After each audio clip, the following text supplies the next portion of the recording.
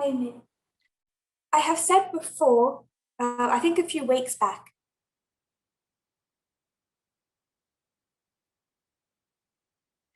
I'm working on a project to collate all the presentations that I've done since May 2020.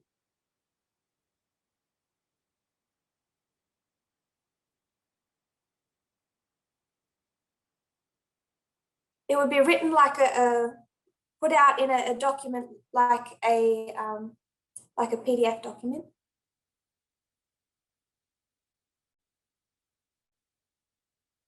And it'll list all the presentations in chronological order with what developed in each presentation.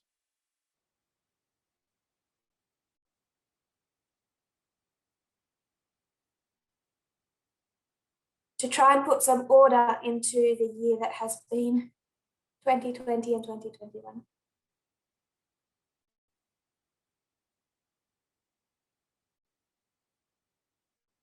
But that isn't yet ready. So the presentations that I'm doing at the moment, today's presentation,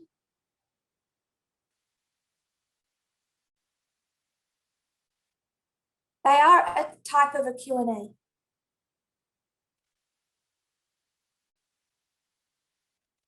Because they're questions that we've seen arise in this movement over the last weeks and months.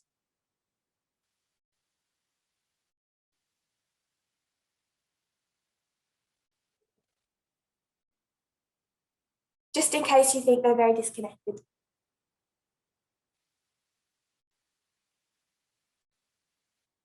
In Elder Parminder's last presentation, he brought up an important topic.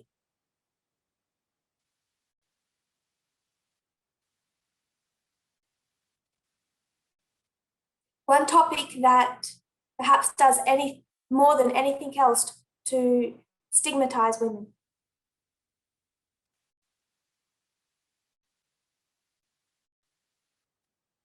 And I don't want us to be distracted from that topic, though we will mostly be discussing other things today.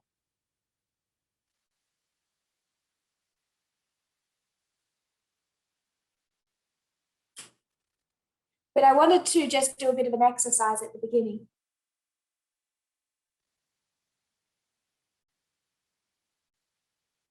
We're beginning to publicly discuss the stigma that exists around menstruation.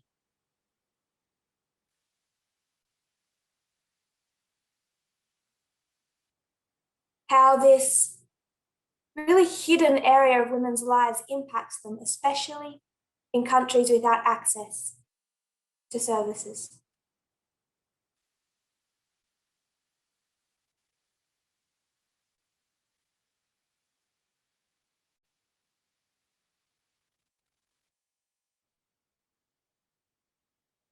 And we've really only begun to enter into that discussion.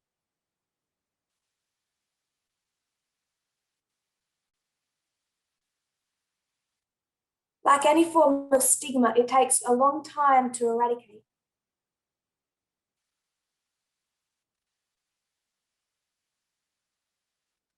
Not just in the minds of the prejudiced, but the layers of damage even in the women themselves.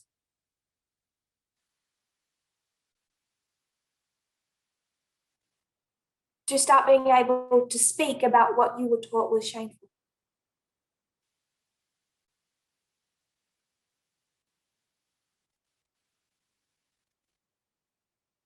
I'm not naive. I know that's going to take months for this movement to get anywhere on.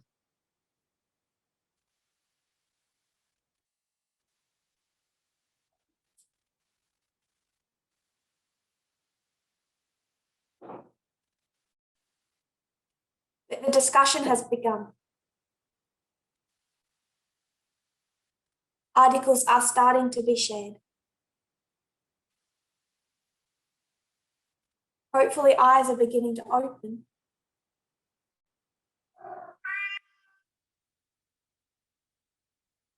And slowly, women might begin to open up.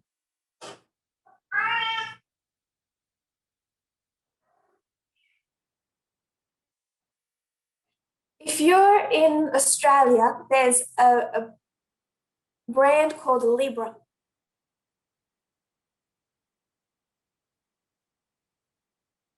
I don't know how international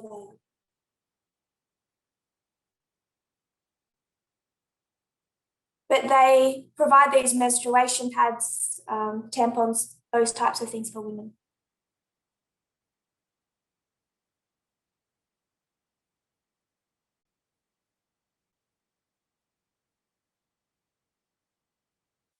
And around the wrapping, they've tried to make it fun for women.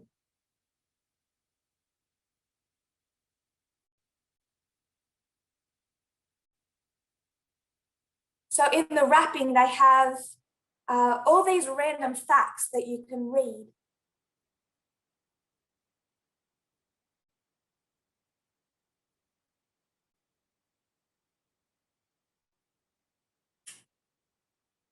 This is obviously an attempt by the company to give a little bit of pleasure into a frankly awful experience.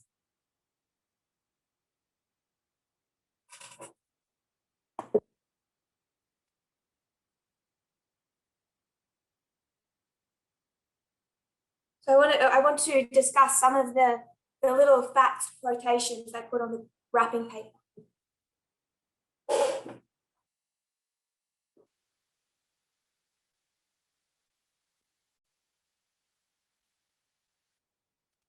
I'll start with a simple one. They say cold water weighs less than hot water.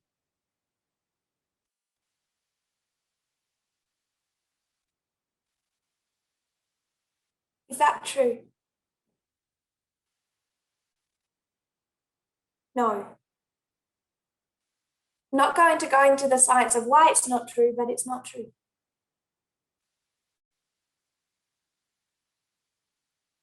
But it's relatively harmless.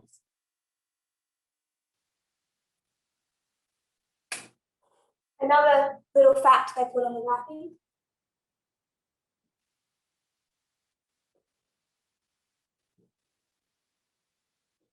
They say men sweat 40% more than women.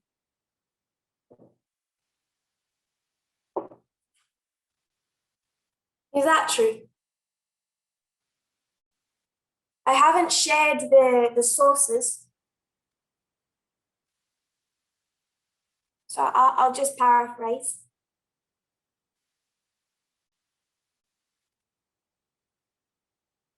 The research shows that men and women do not sweat differently.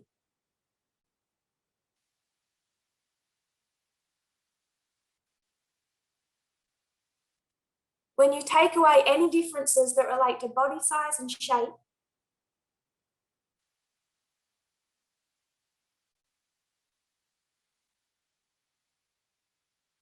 you find that men and women sweat the exact same.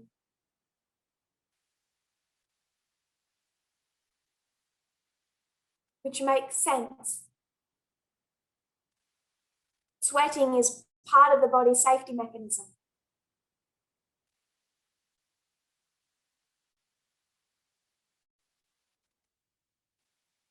We all need it.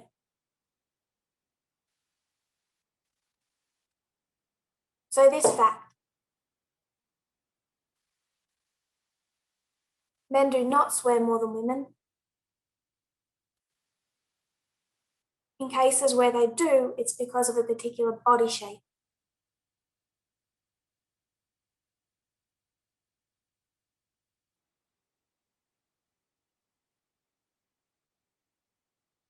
Another fact. Women blink nearly twice as much as men.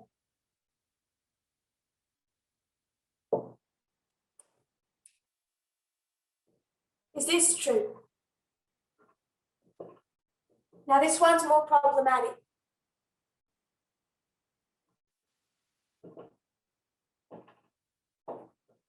I don't fully understand why, but I can see women do blink a bit more.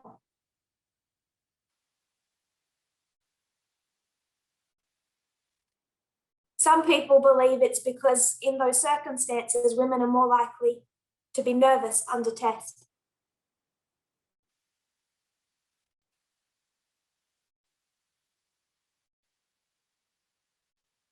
Someone says men made from soil.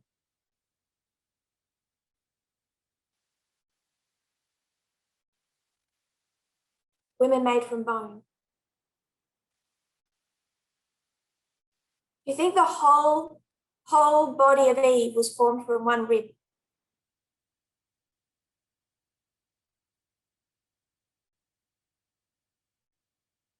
That God stretched that rib and formed the whole of woman from a rib?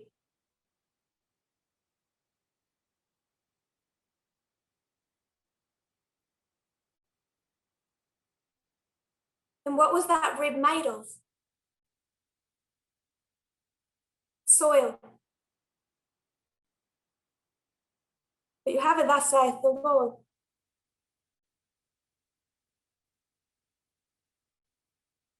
I won't get into the text, but the whole of woman was not made from one rib.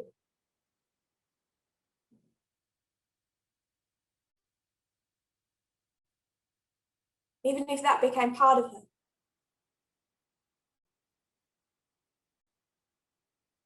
And that rib was only soil anyway. So men and women were made from soil.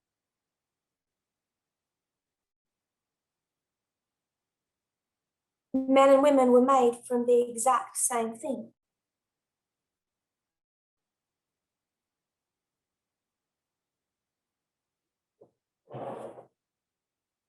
Women do blink more than men.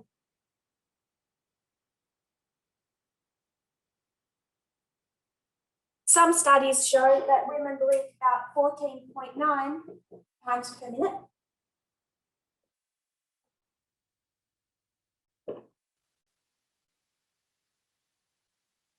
And men 14.5. So you can see how problematic the studies are.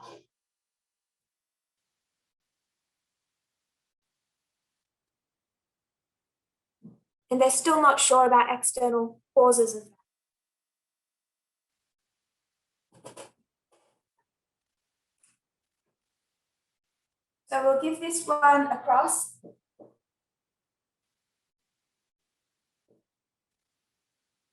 We'll give this one a tick cross.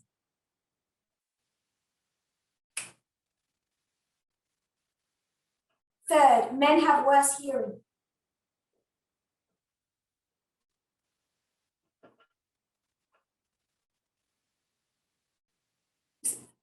Is that true?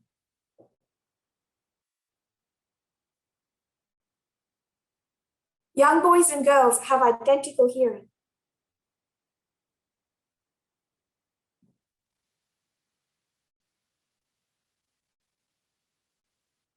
And yet they can see that many men's hearing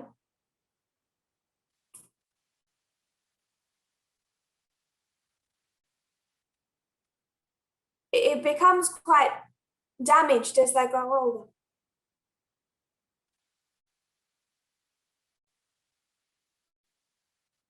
The problem is why? Is that because they are men? Or is that because of some of the industries that a lot of men work in?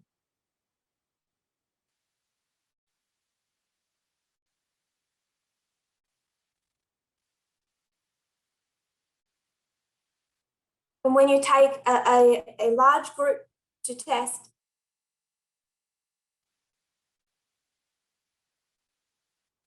and some of those men worked in construction,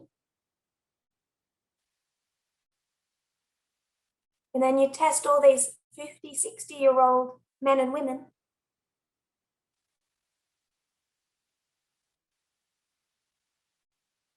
you're going to find hearing loss more in men than in women.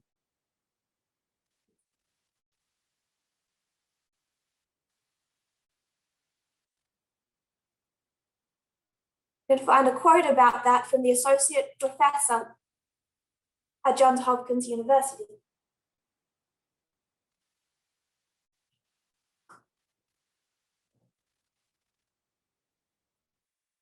The last example I'll give.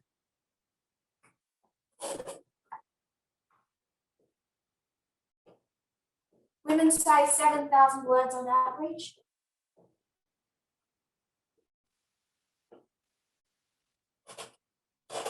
Men 2,000.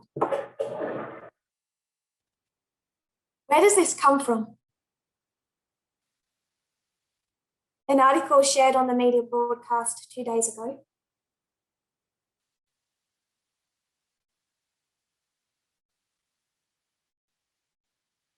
I'm going to assume that you have all read it with your good priests.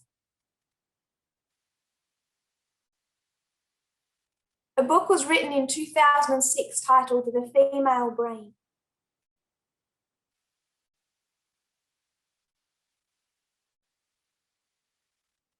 So you know what this book is trying to do.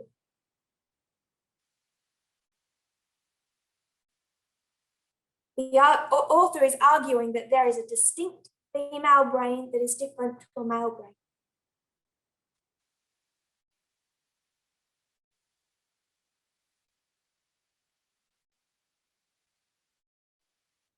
In this book, the author claims that women say about 20,000 words a day, while men say 5,000.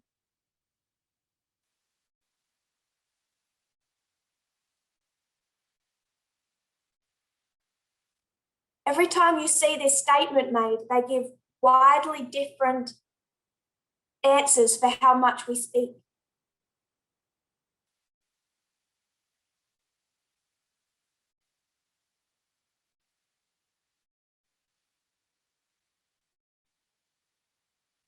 Some claim women speak 4,000 words, some up to 25,000 words.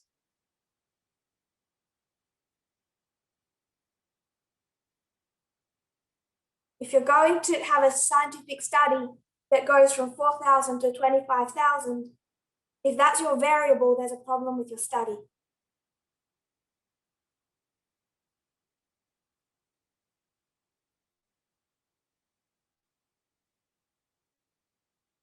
But the problem is none of this came from an academic or scientific study.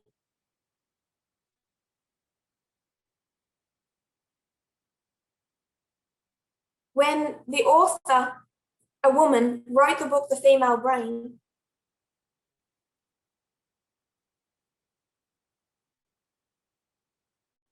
she took that part about how much men and women speak,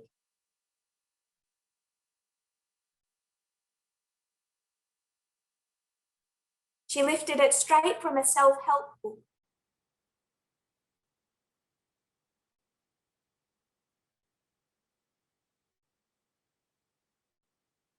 Straight from a self-help book, no academic study for reference, no scientific study.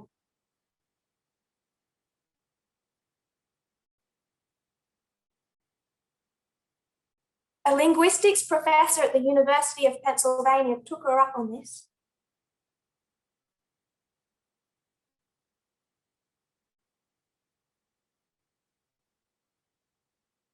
He wrote a newspaper article about it.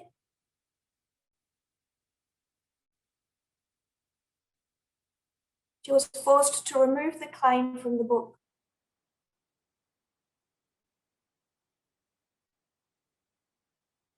But as this article says, the damage is done. This is how myths about men and women acquire the status of fact.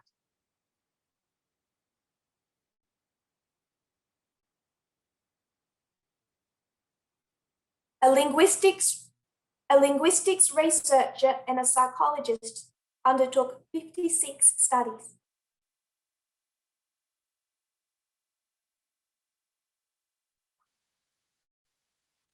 Out of 56 studies,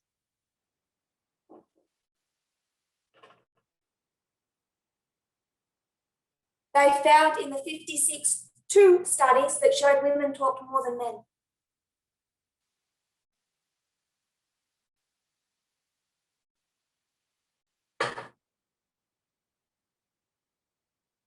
They found 34 studies where men talked more than women.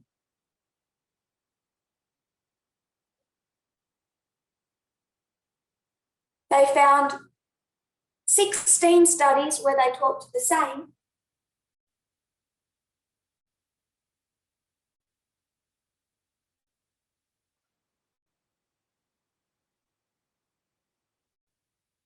And 4 studies that showed no discernible pattern.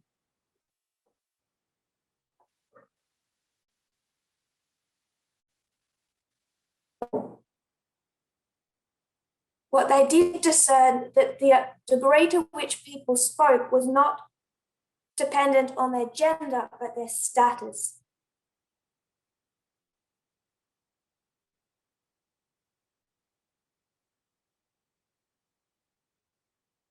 That if you had a group of people in whatever setting, the people that had the highest status did the most talking.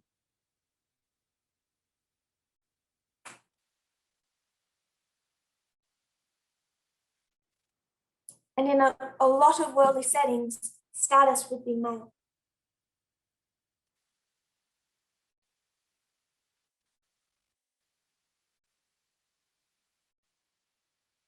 But the damage that theory does, at least for me, it's easily visible.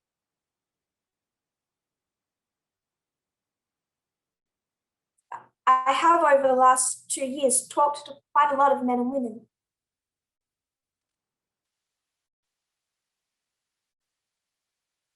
And it doesn't matter how little a woman says, especially at the beginning. They always apologized to me.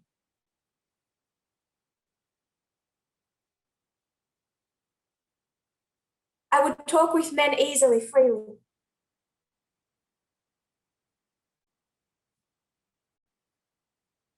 But somewhere in my conversations with a lot, if not most women,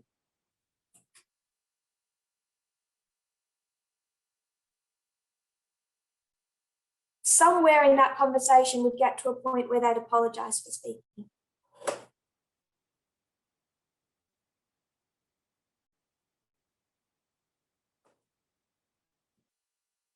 But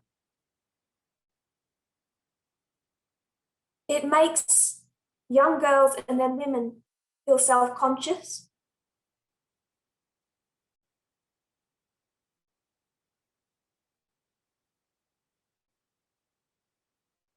The ridicule, humiliation that can come from being accused, especially publicly, of talking too much.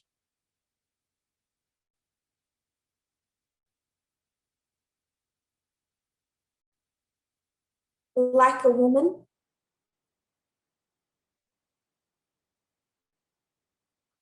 People don't realize the damage that does.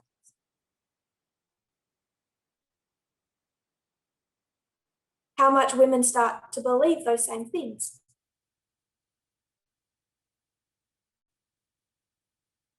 Because a woman wrote a book and said that, a book designed to be read by women.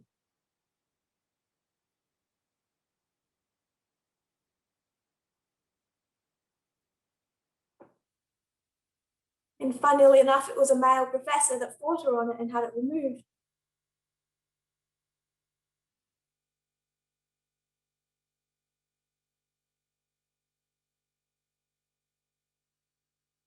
So this company that it should be there to empower women,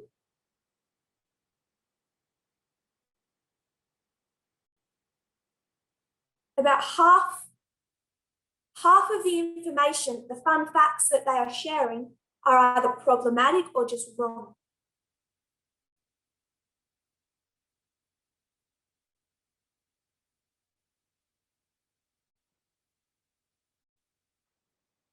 And young girls being told you're different, you're different, you're different, you're different.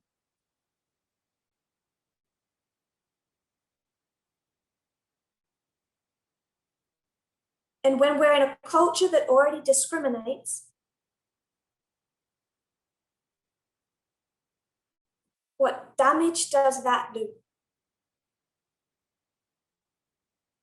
To train little girls just entering puberty through these products that they are different.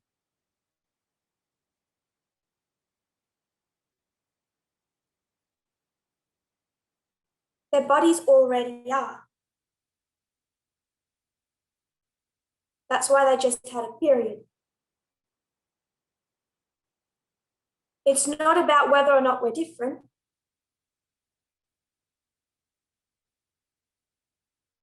It's about how different are we really?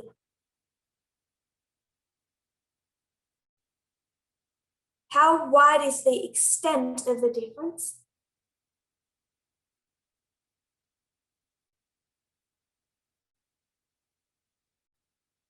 And what does it fundamentally mean?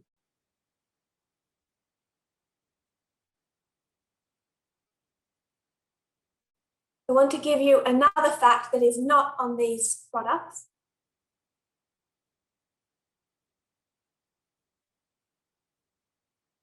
One that I found myself.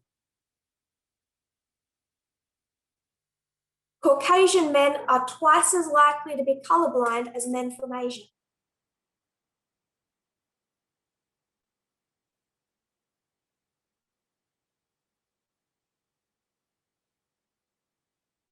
And Caucasian men are 3 times as likely to be colorblind as men from Africa.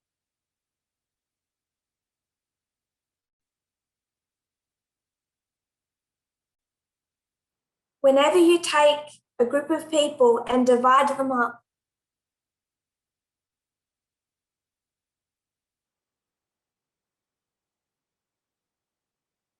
because there are physiological differences between men from Asia and men from Europe,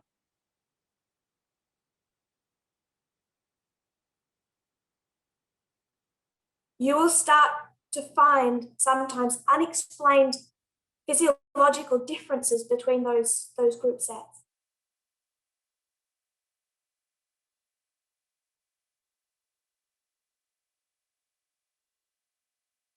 But nowhere do you find someone writing a book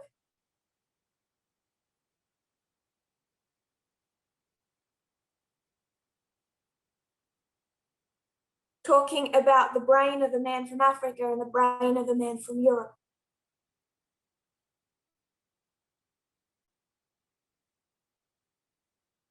You don't find people writing books saying men from China from Mars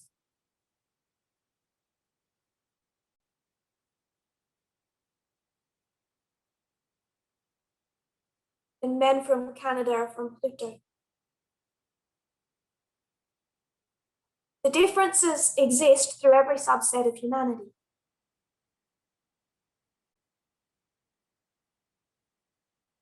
But with men and women, people have a fascination of finding differences that don't exist.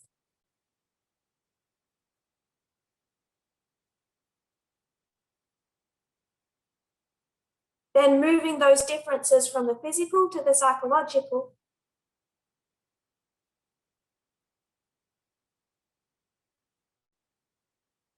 and then blowing the implications way out of proportion.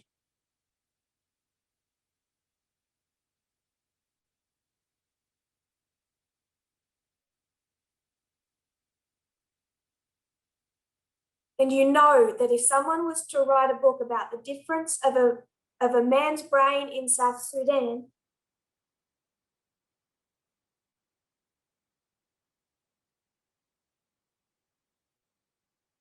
compared to a man from Germany,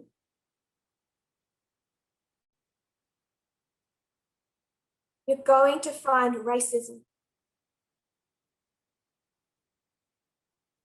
I would suggest that when they do that to men and women,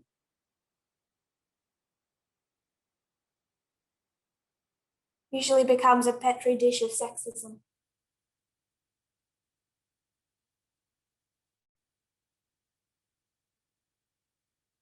And it's sad that these things are being instilled as facts in men and women from a young age.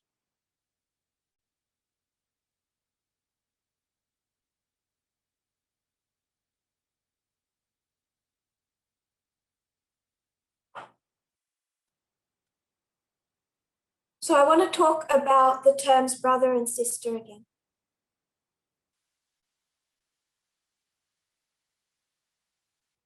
I've had good questions and good discussion over the last 2 weeks.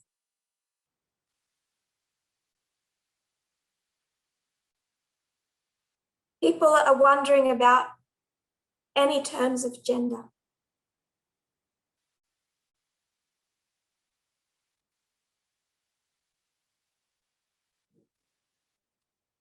Mother, father, aunt, uncle.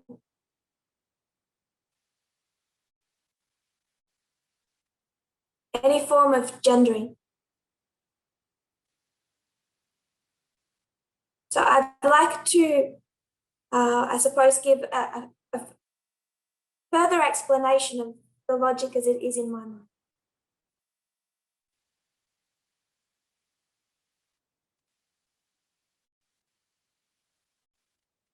Gender does exist. No one is saying that gender does not exist. And we're not trying to erase gender. But if I can describe it this way,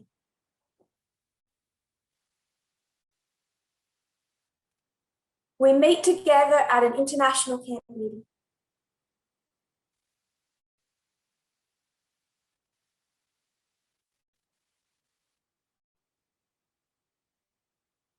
$150 men and women.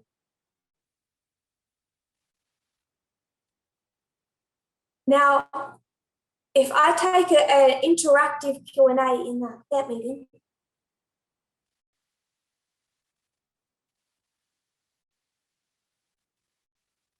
we're interacting, all of us. Then I say, Sister Gabriella, Brother Esteban, Sister Justina,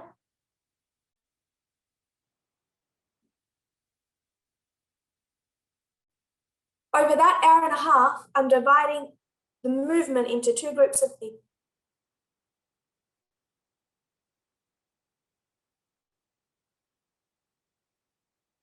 Sisters and brothers.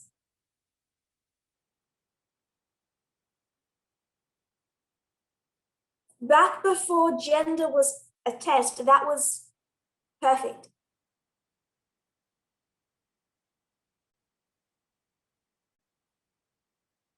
Because we're all being reminded we are one family.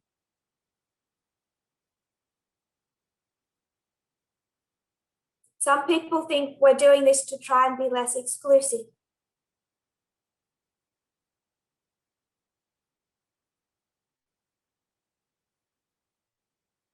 We're not. The gates of heaven are as exclusive as they've always been.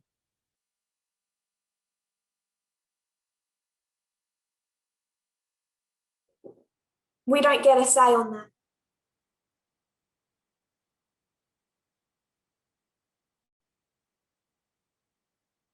It's not less exclusive.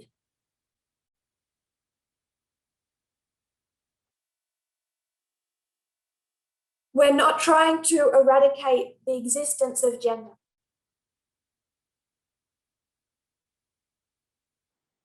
The point I was trying to make was that while that was a good practice for the last 2,000 years,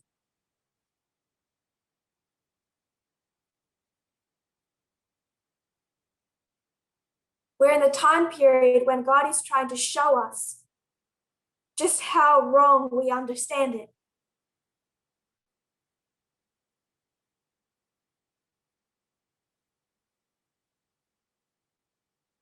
How warped our perceptions of gender really is.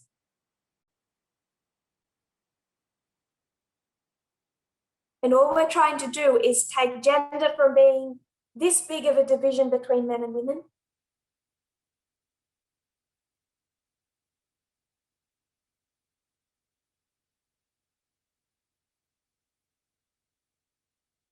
to this big of a difference.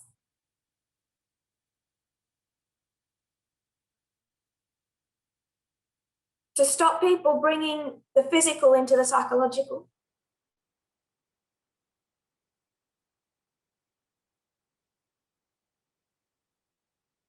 And undo the prejudices and stigma that has arisen out of people thinking that women are so very, very different.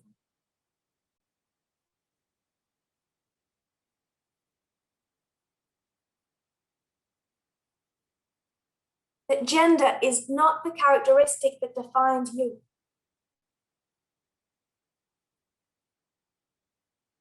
If you list all the things that define you, your gender is not the predominant characteristic.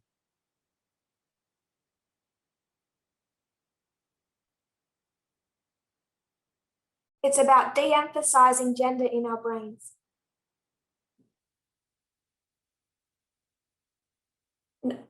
I'm not willing to go to a fellowship and verbally, constantly divide that fellowship into men and women.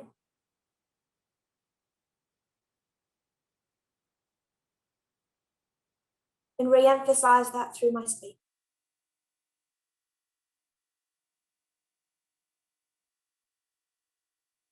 Some people have then wondered about the term elder.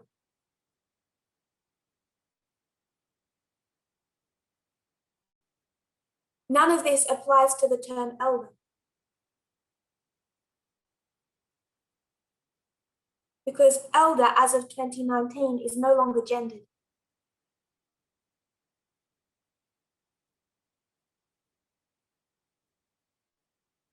Instead, it is as much a representation of equality as trousers.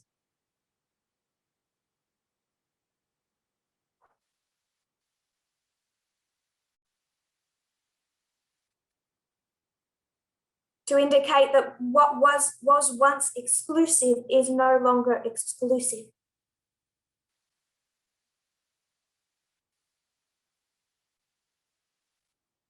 So I expect everyone to keep saying Elder Shaquet, Elder Terry.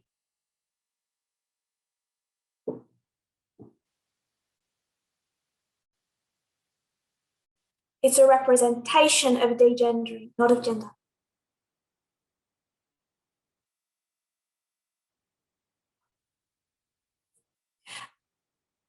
I hope that comes some way to explaining further what Elder Parminder and my thoughts were.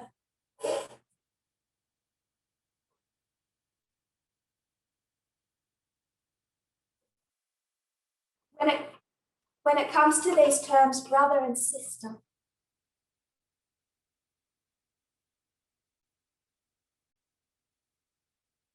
if people have further questions, we can, I'm sure we'll end up revisiting this topic at some point in time.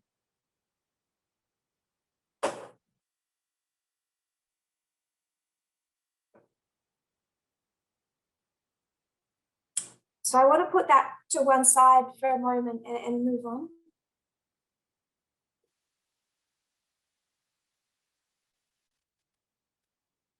Move on to a question that Elder Parminder and I received during the week.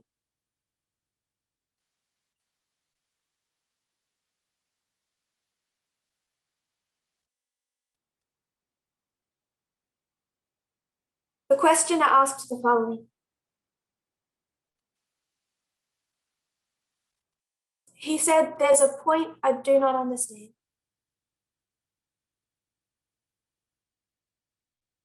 I, the questioner, I have the impression that we want to completely delete the sex identification limits. We want to erase gender.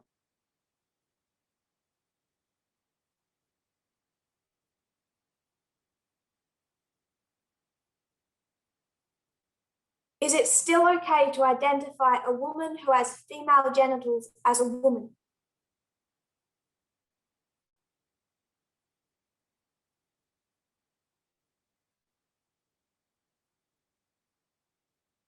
As much as we're willing to delete these differences, there are physical differences that remain.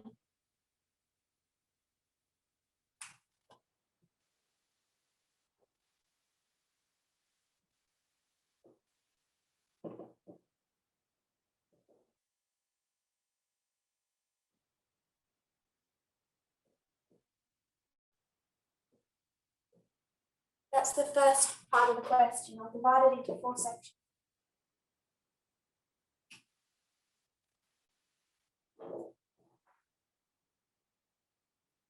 For example, a male is in average stronger than a female physically speaking.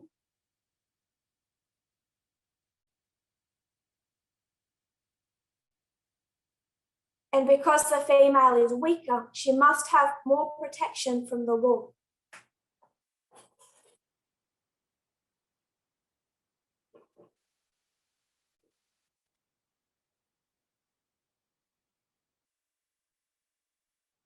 So the female is weaker. Therefore, the law must protect.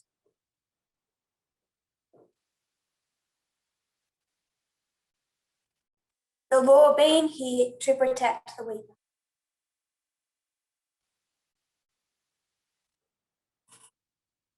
But if you want to protect the weaker, you must be able to identify the person who is weaker.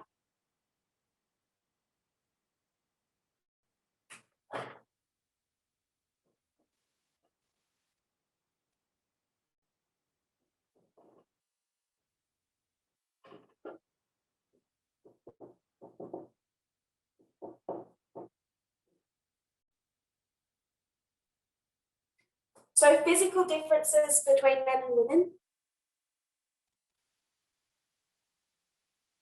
He has the thought that we're trying to erase the fact that there are physical differences.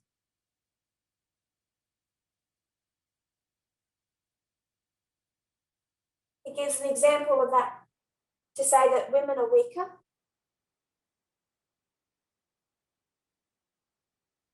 And the law is designed to protect the weak. But we must be able to identify who the weaker people are.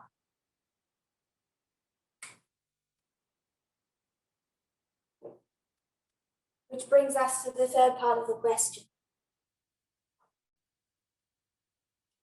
He says, for example, the toilet problem. So he says that like he knows that we know what he's talking about.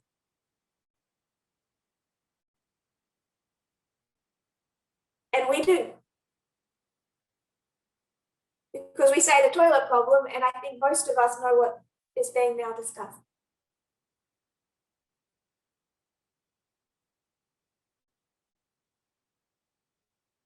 He says the division between men's toilets and women's toilets are there to protect women.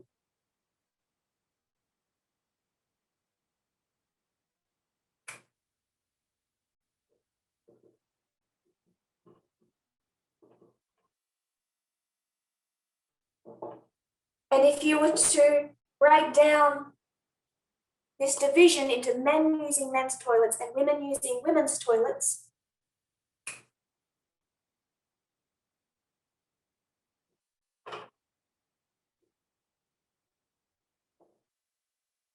he says rapes would increase.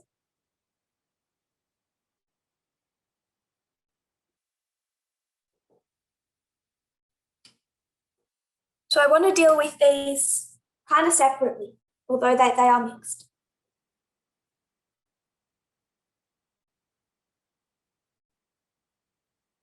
And I want to keep tackling this idea that I believe exists in some people's minds.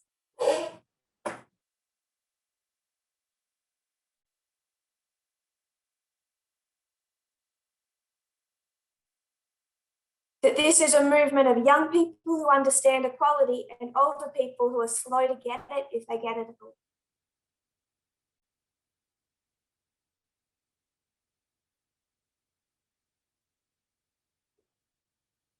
Just to tackle that a little further, this question was asked by a young person in the movement.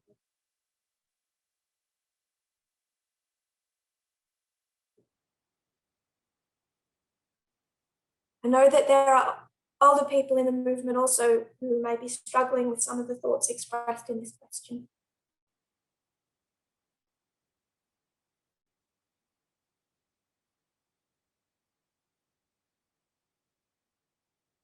but the person to voice it was a young person.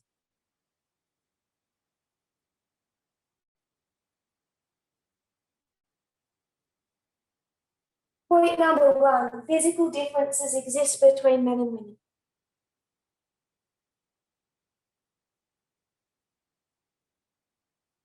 I agree.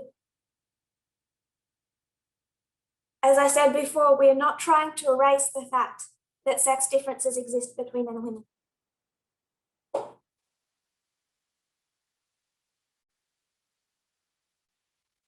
Our point is how great those differences are and what you do with them.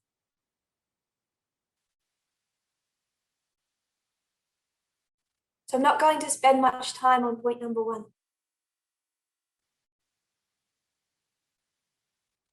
Point I want to go to is point number two.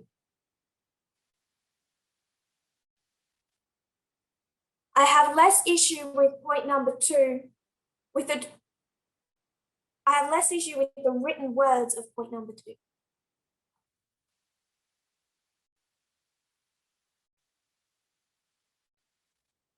I have more of an issue with what is implied with point number two.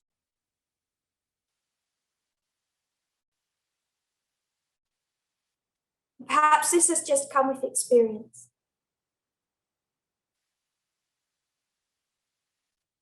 But what has been quite obvious since 2019, through 2019 to today,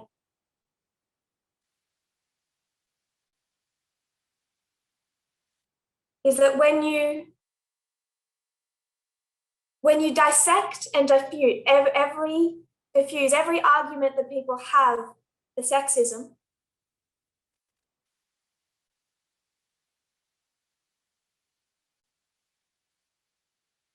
this is always what they fall back upon. Men are stronger, women are weaker. Therefore, men are designed to lead and women are designed to follow.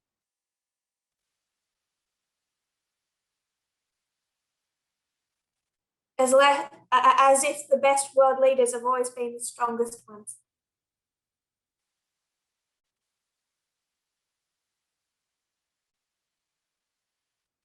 I just had the mental image of Putin shirtless on a horse again.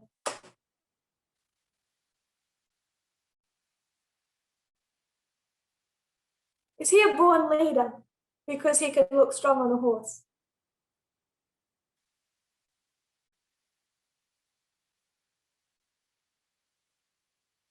More so than Angela Merkel, who wouldn't.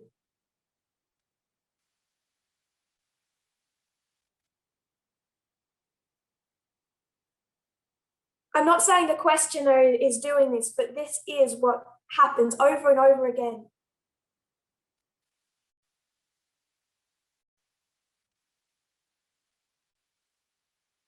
If there's a physical difference, what do you do with it?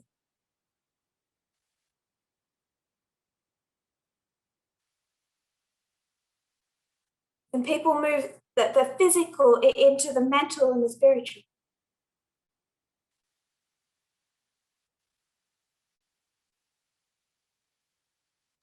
And then they'll go to nature.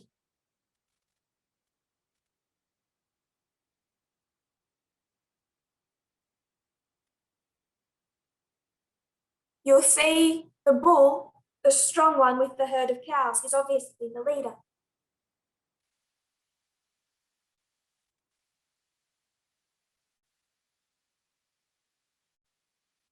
But if you're going to use nature, that gets problematic really quickly.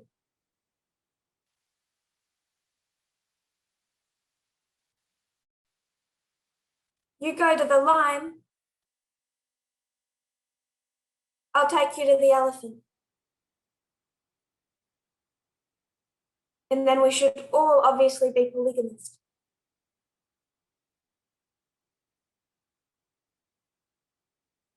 Because bulls are.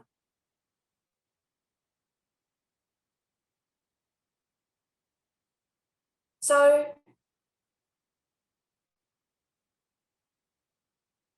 that's how this argument has been repeatedly used in this movement.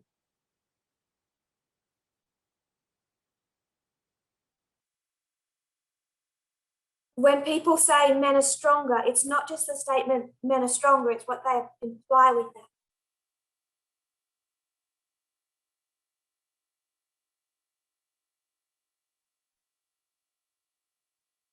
And just to address the runaway chat section,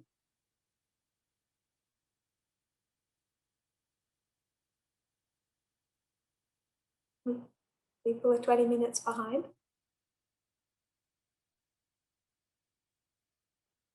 When it comes to fact, you can't use a personal example.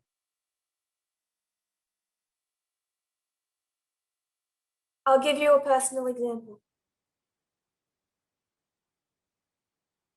A friend of mine's child had a vaccine and then developed symptoms of autism.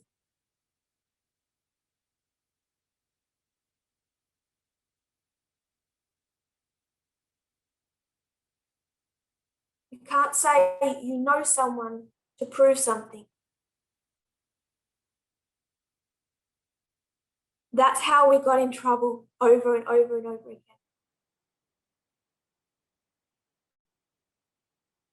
It doesn't mean population as a whole.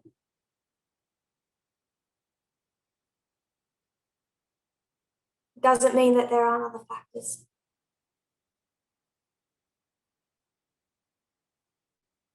I don't mean to pick on anyone. I love you all.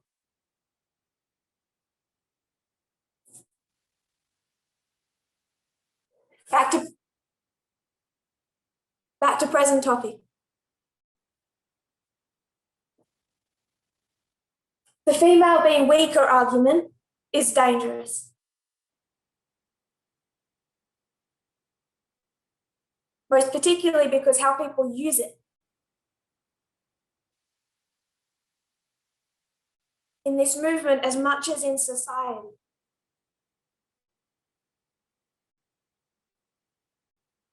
It exists in society, that's why Putin had to give that kind of persona.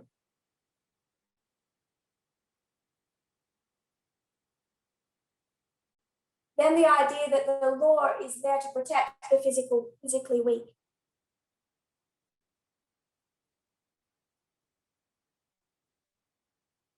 I think this is to miss the point of what's wrong with society.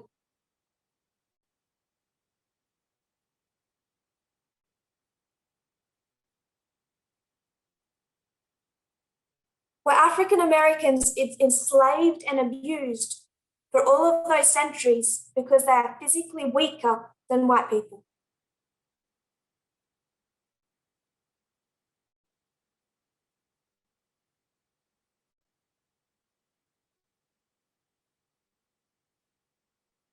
No. In fact, many of those African Americans brought over as slaves were so physically powerful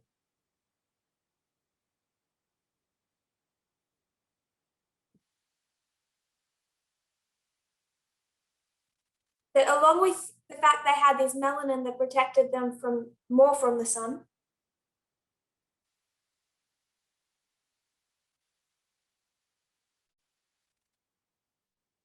it was seen as evidence that they were meant to work in the fields and treated like beasts.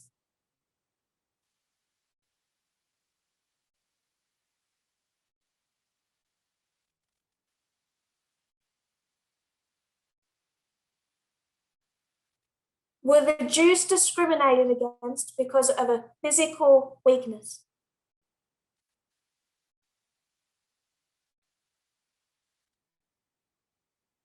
The law is there to protect the vulnerable. But what makes people vulnerable is not physical weakness.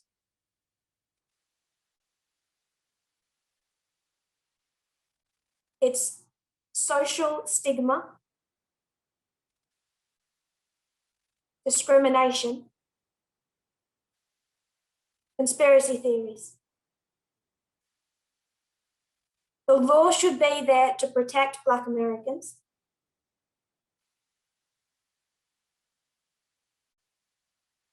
Muslims, Jews, LGBT, women. None of that is because of a physical weakness.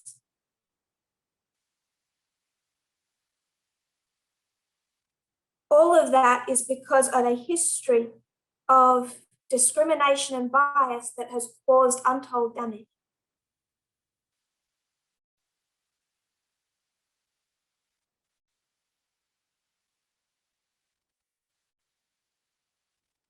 When Robert Long took a gun and shot and killed 6 Asian women,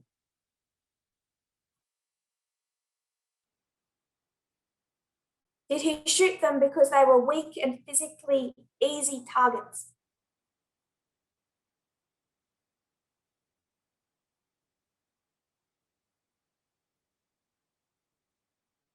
Did he target them because they had less muscle mass?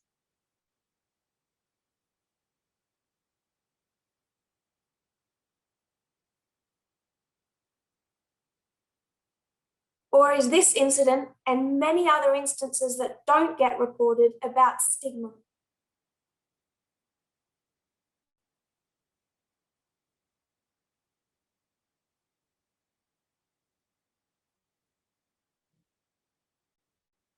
That is why laws are being put in place to protect women.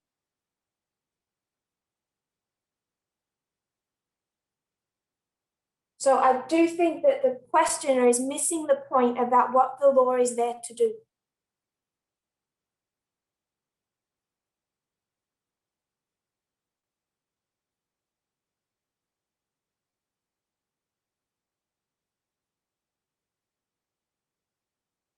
Then the question takes, I would suggest, a turn.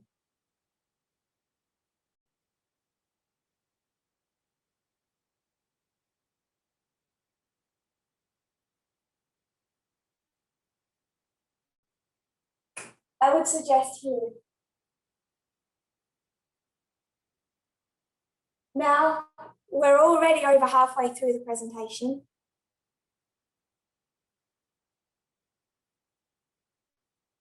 This is not something I can discuss in half an hour.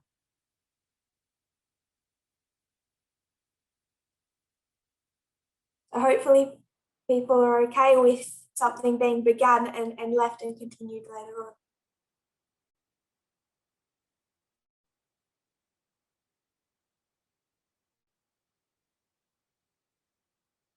Especially a topic this sensitive.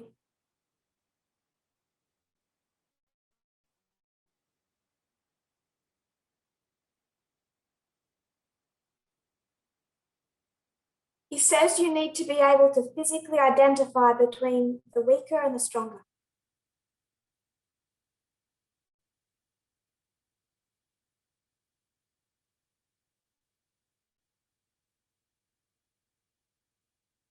And then he says the toilet bowl.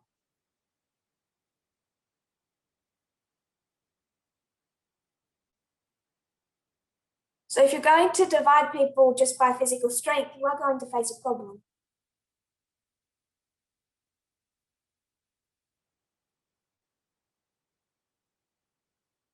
So you're going to create separate toilet blocks.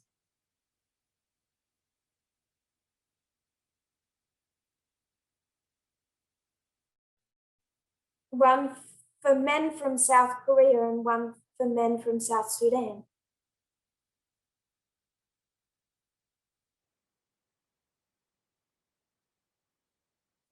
So I have some dear friends in South Sudan, and some of those men are a lot taller than me.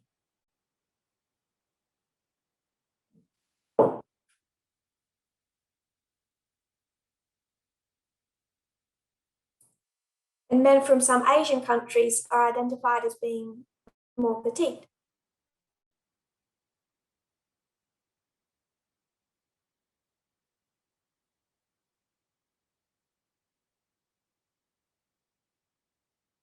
So if you're going to make this about physical stature, I hope we can see you're going to face problems.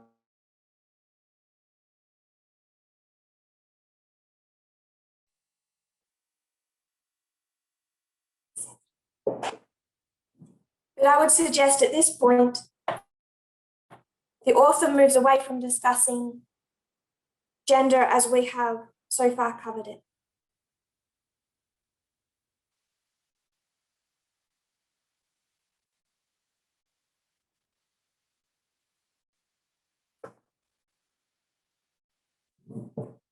And the minute they mention the toilet problem, they're discussing trans.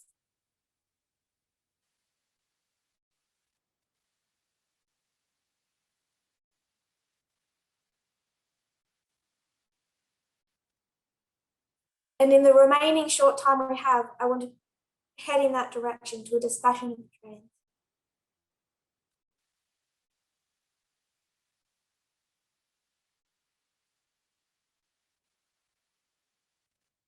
Now, when I started teaching in 2018,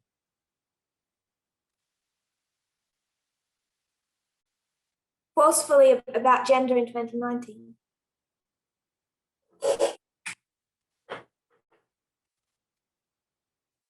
what is this, Waymark?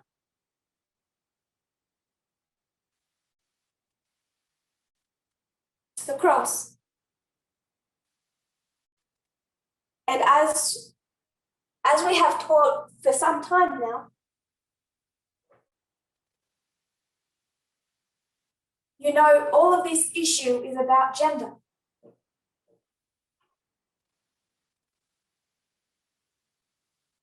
The problem the disciples have over here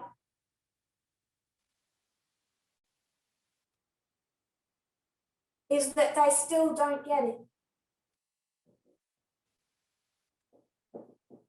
Because over here, sorry, I've messed all that up.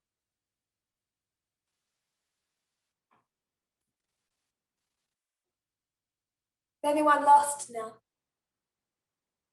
2019, the cross.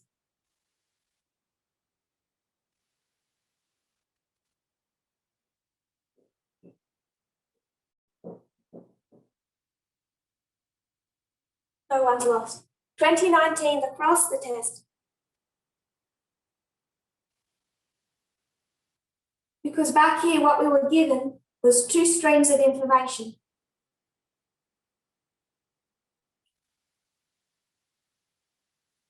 And that hit every one of us hard.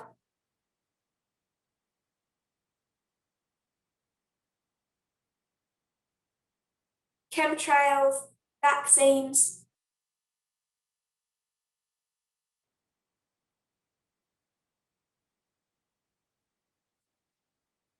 But why did we predominantly need to understand two streams of information?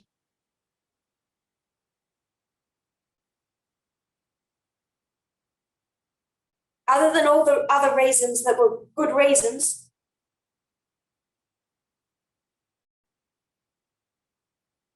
it had to do with how being in the wrong stream affected our perceptions of gender.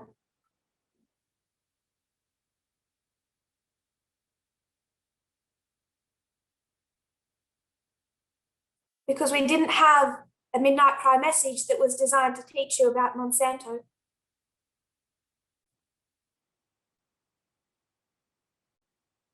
And essential oils. It was about gender. So we needed to understand the danger of a wrong stream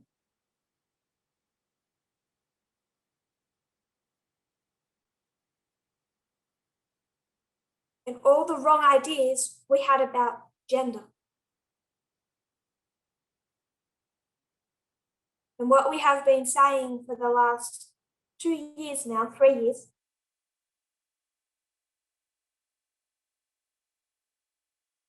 is that if you think we've arrived where we're fully relearnt, what we haven't.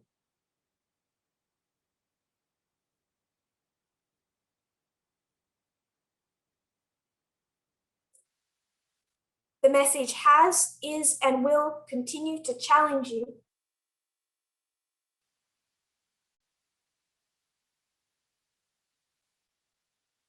in all the areas where conspiratorial thinking,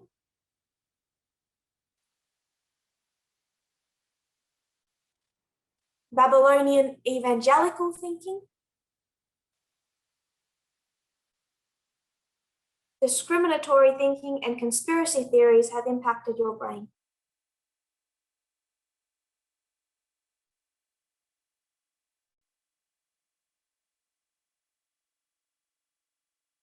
Don't get this far and give up on the learning process.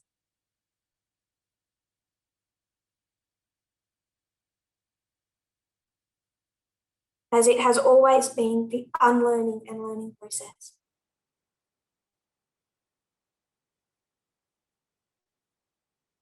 So I want to explain some foundational things before going further.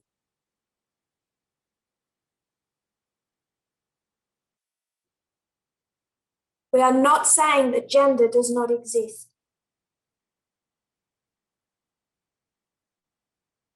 We are saying, as a movement, biological sex exists, it's real.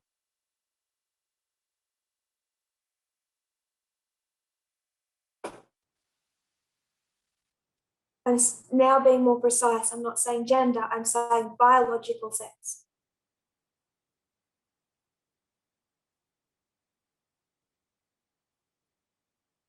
No one is trying to say that biological sex does not exist.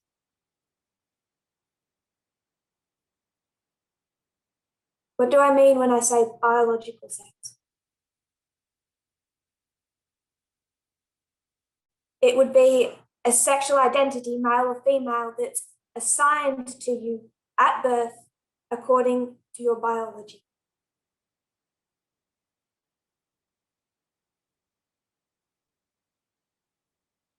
So I was born. The doctor looked me over, said her biological sex is female.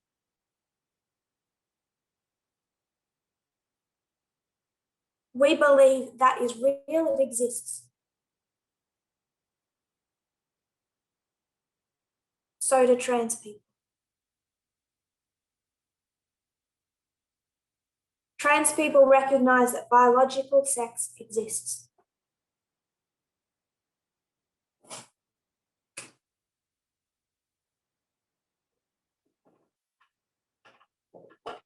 We all agree on this.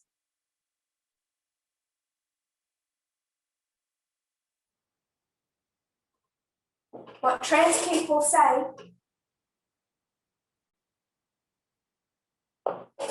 biological sex exists, but what also exists is gender identity.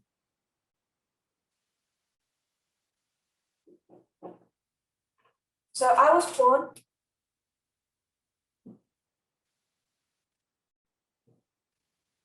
The doctor looked at my biology and assigned female.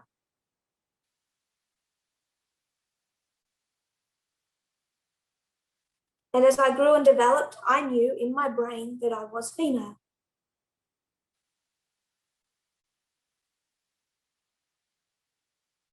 To go back to the nature of man studies,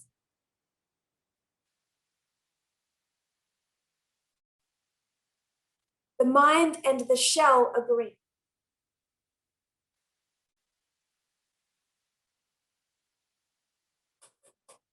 So my biological sex is the same as my gender identity.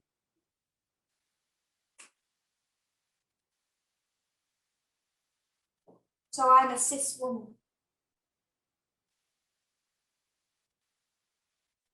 My biological sex and my gender identity are the same. The vast majority of people, as they develop, their gender identity does conform to their biological sex.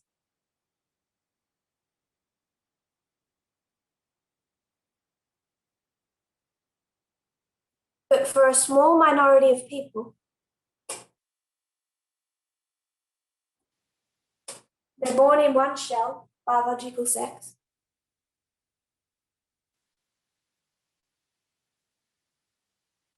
And as they grow, usually from a young age,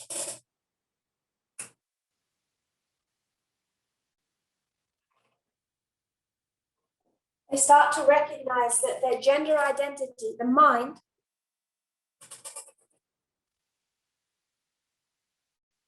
is not in agreement with their biological sex.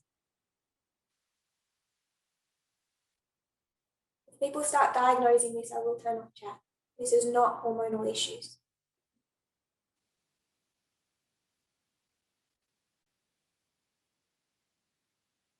It's not hormones. It's not a mental illness. All of those things have been tried in the decades previous to now and done a lot of damage.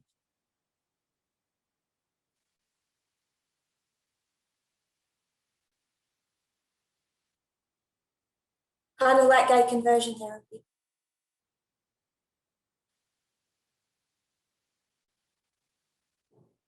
So the majority of people, biological sex and gender identity agree.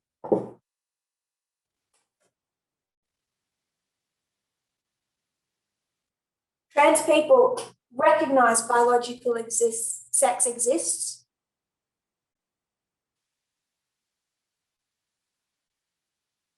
They recognize that most of the people around them have a biological sex and a gender identity.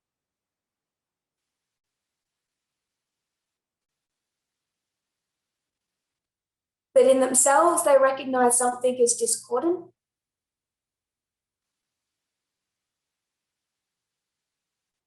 And what they are inside the shell does not agree with the form of the shell.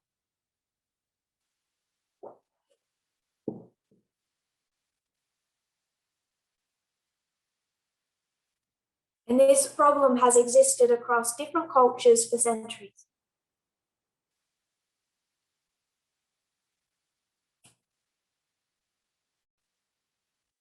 And understanding it is part of the Midnight Cry message.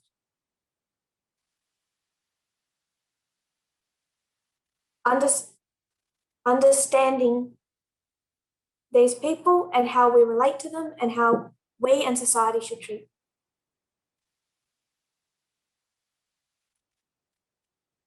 The Midnight Cry message is like a vaccine. What are the two things a vaccine does?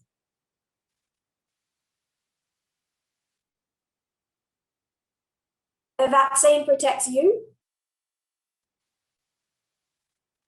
and a vaccine protects the community. It has a twofold job.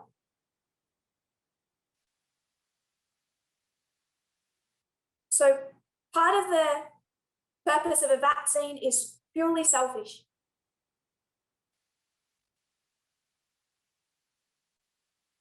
It's designed to protect you from the disease. I'm going to call the disease sexism.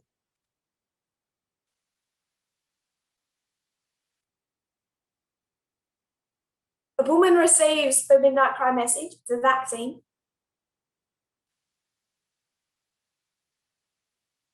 It's designed to protect and heal her.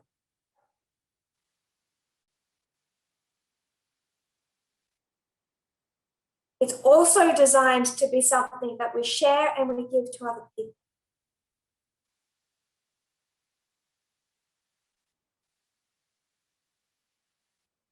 So if a Black person takes the Midnight Cry message,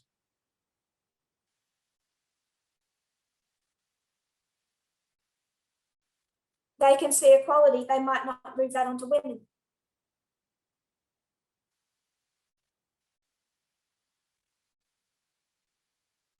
Failed at one part of that vaccine.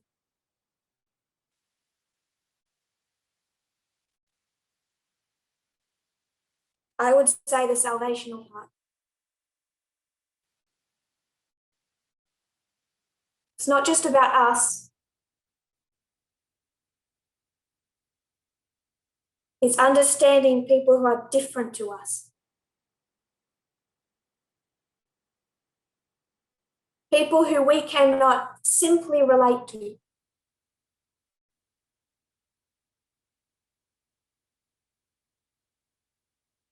So I might receive the midnight cry message,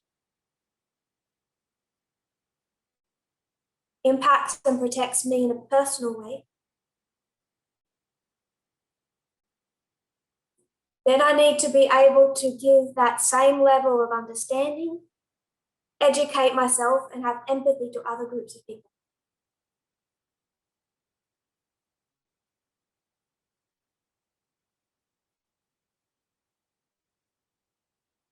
I don't know what it's like to be Black in a racist world.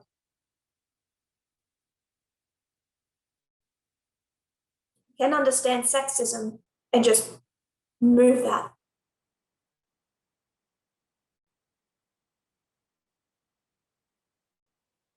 I do not know what it is like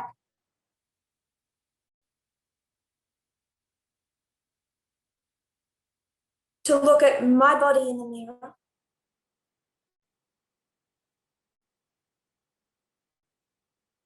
and recognize that who I am inside does not agree with the sexual identity I see in my body.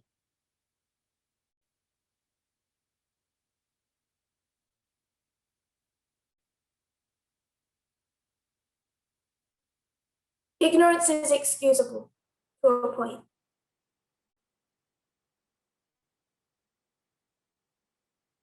In 2016, 99.9% of the people in this meeting right now were all sexist.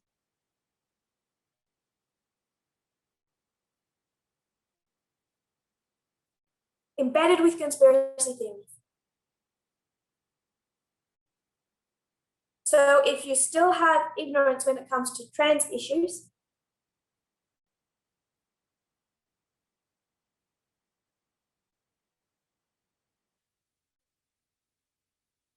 it isn't my purpose to tear people down.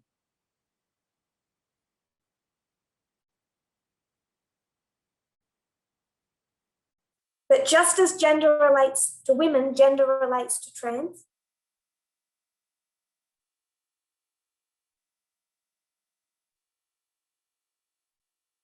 And much depends on people's willingness to get out of the wrong stream,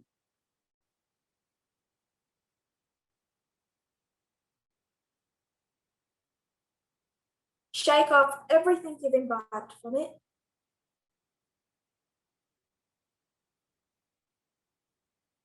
and try to enjoy the learning experience.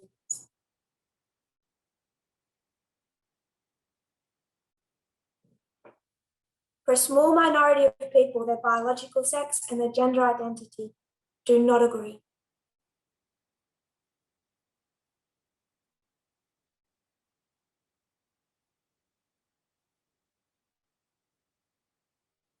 I'm not going to go into causes of that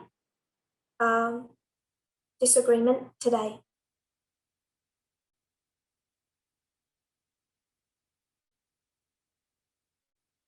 I want to instead address history, the history of where this came externally.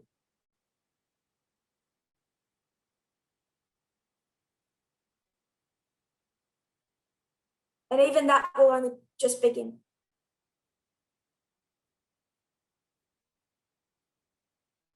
Because when you look at LGBT issues externally,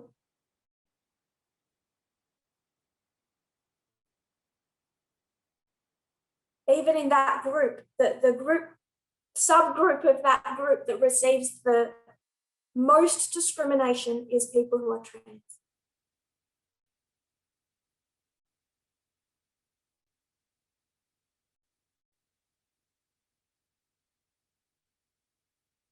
We look at 2014.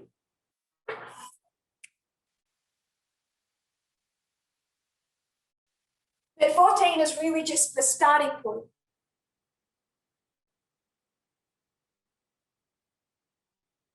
We're going to head into 15 and 16.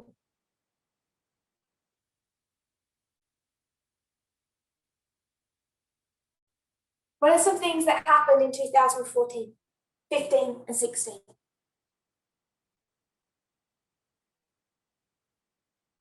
This 2-3 year period.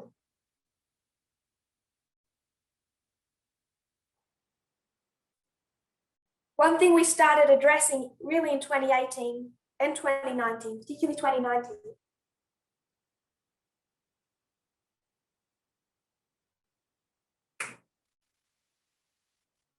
"2015, gay marriage.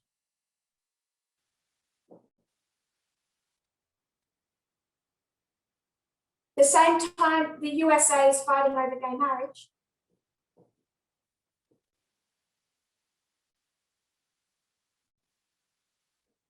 the Adventist Church is fighting over women's ordination.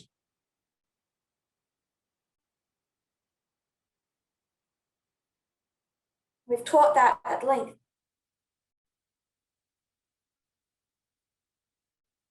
For reasons I won't go into today,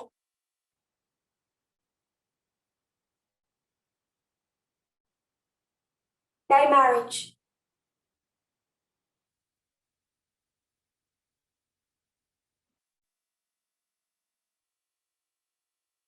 The point in time when that became a major discussion and issue in the United States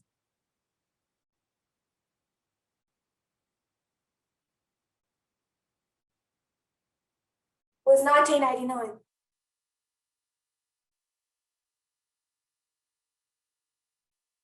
Reignited in 2009.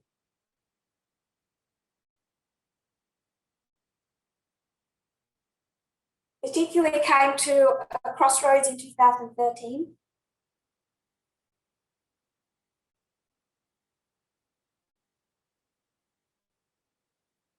In 2014 was the turning point.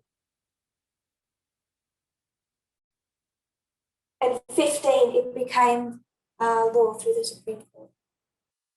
Simplified.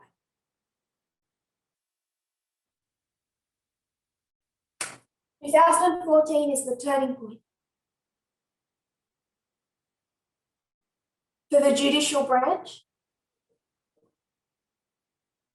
We've discussed that at length.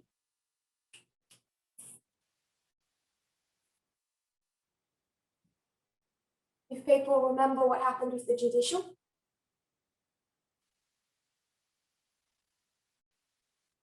Turning point for the legislative.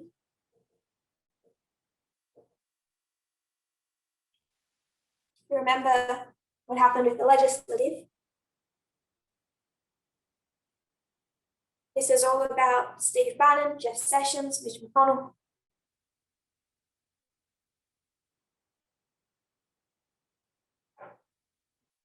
The Supreme Court. This is Burwell versus Hobby Lobby.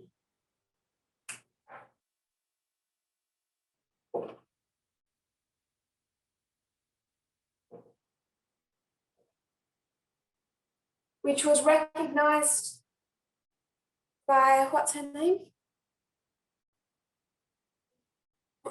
Was recognized by RBG as a turning point on the separation between church and state.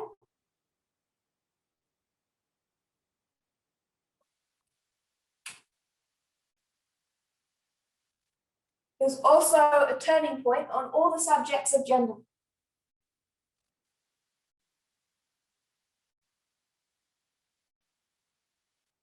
Internally and externally.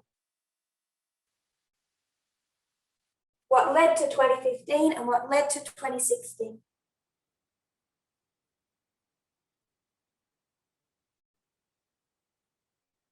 Shared an article with the translators.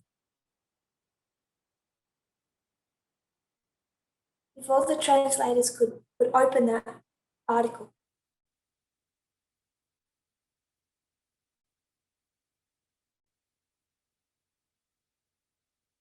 Going to read larger portions of it.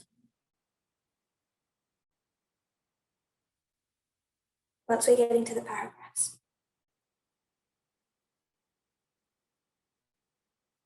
Bathrooms have become a huge political battleground in America.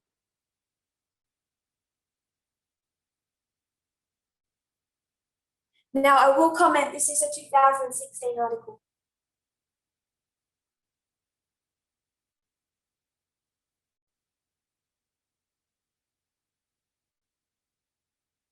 I'm not trying to give this recent history, although it's happening around us.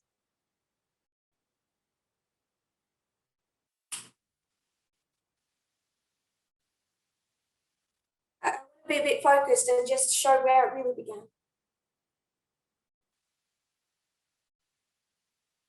This way, the toilet problem intersects with the subject of gender.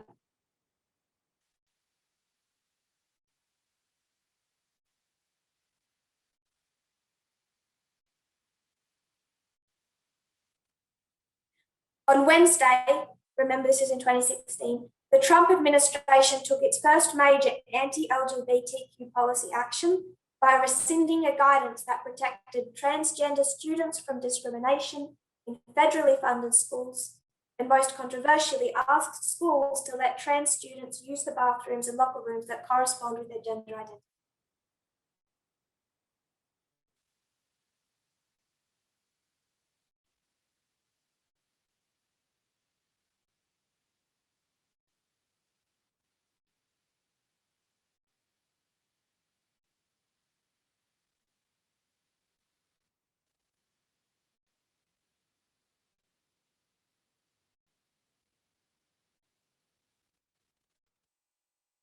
So the issue that trans people have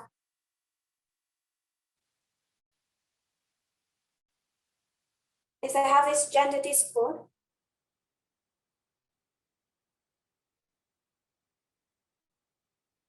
And the argument is over which one really matters.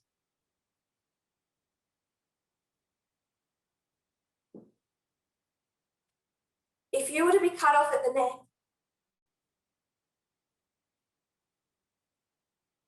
someone does a lobotomy,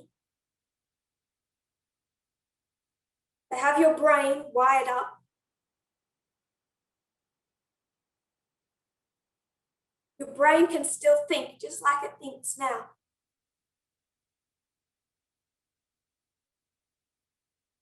In your brain, are you thinking as a man or a woman? Do you see yourself as male or female?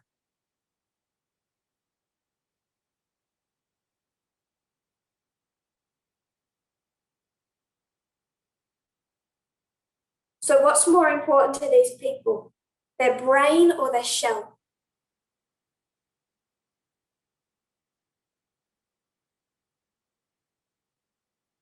They all recognize it's the brain.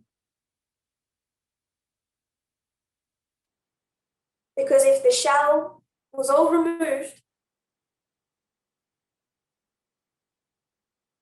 you'd still know who you were. So what they try and do is bring the biological sex as much into line with their gender identity as they can, but it moves in this direction.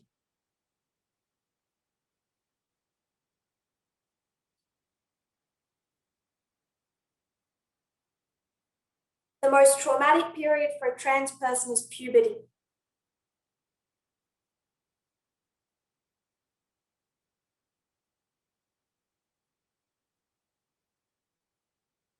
It's a puberty, they see a body developing that the brain has rejected.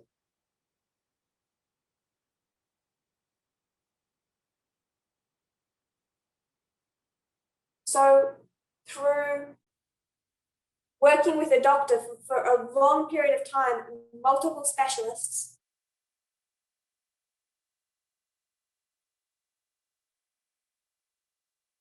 through a rigorous process,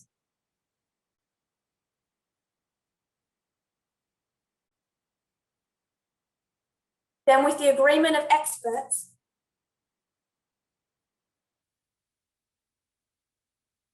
again, after a rigorous process, this does not happen easily.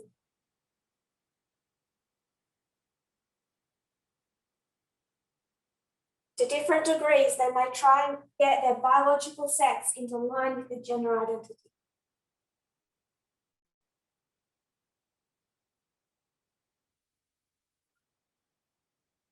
Now, this is an area where there is a lot of disinformation.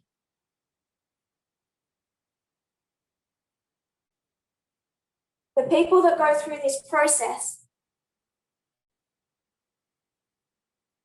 conservatives will say it's just a temporary thing, it's a mental illness, it's attention seeking.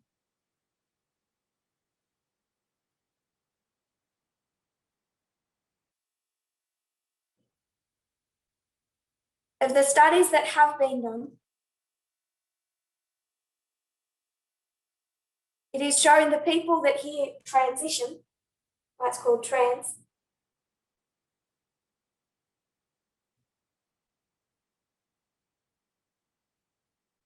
the only people that undo that work of transition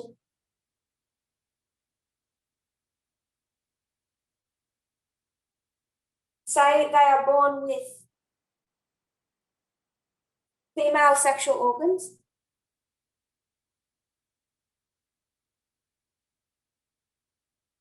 and they might go through surgery, also hormone treatment, different things, starting with hormone treatment to bring that into line with their gender.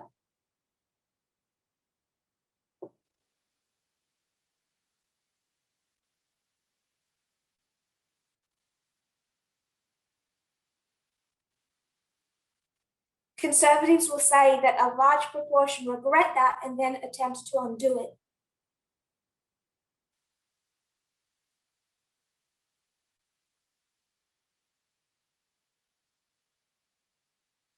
That they'll try and go back to their biological sex. And they'll use that to argue that this is just some type of mental illness.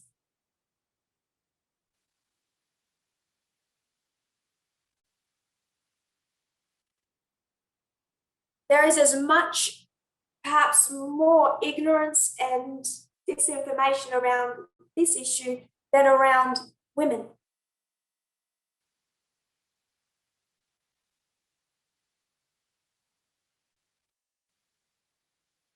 And that in itself, just that claim that conservatives make is just not true.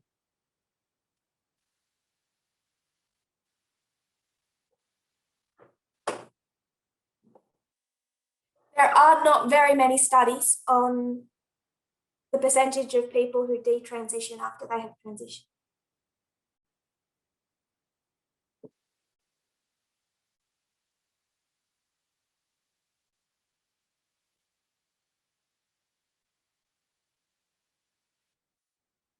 But of the studies that have been done,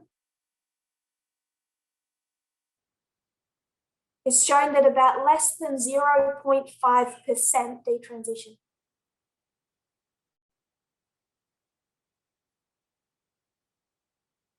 Which shows you how serious they are about this discord in their bodies.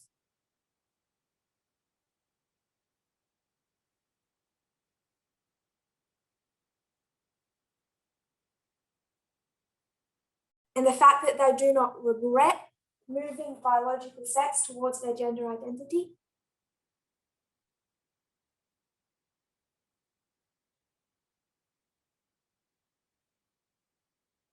Shows that this is not a phase.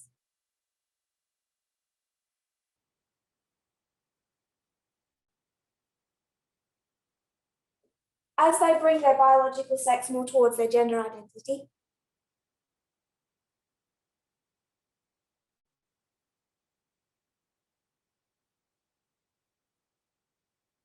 they start to live in ways in accordance with their gender identity.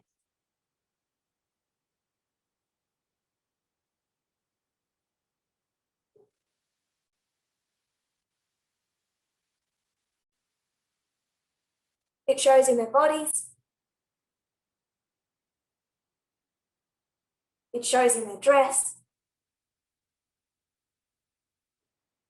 It's visible. And what they want then is for society to recognize not their biological sex as it was at birth, but their gender identity.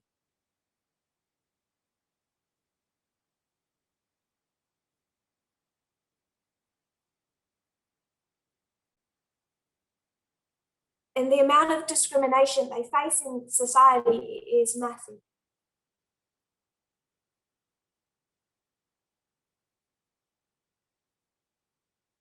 For example, 41% of trans people have attempted suicide.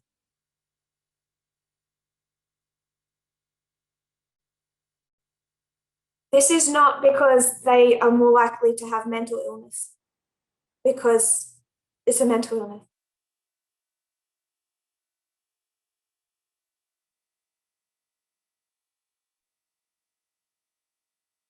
We keep tracing through this message, cause and effect.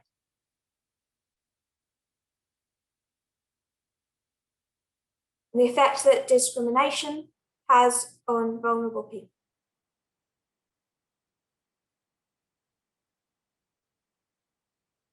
%70 of trans people have experienced harassment in a bathroom.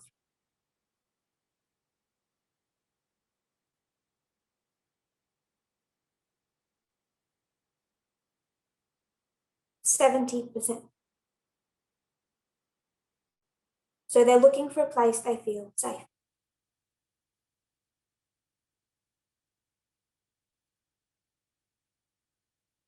This issue about trans people in bathrooms began, as you would expect, in 2014.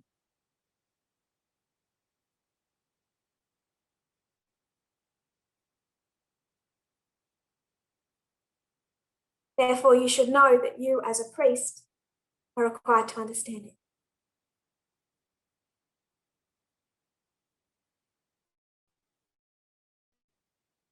Then you, as a priest, should not be surprised that approaching the formalization of this message, we need to discuss it.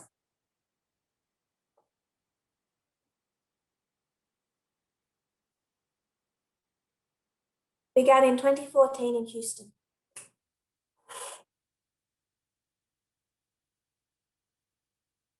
Houston passed the HERO Act.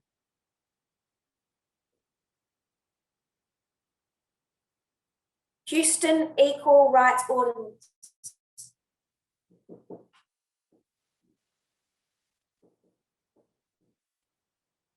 And this was designed to be acts that would protect trans people,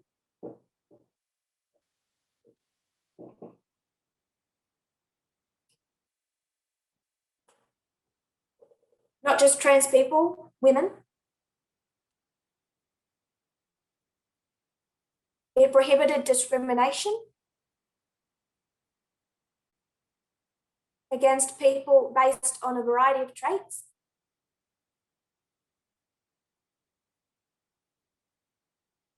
But particularly sexual orientation and gender identity.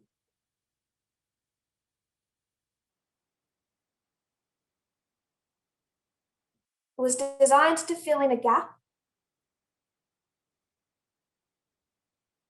because in most states, LGBT people are not covered by the current anti-discrimination laws.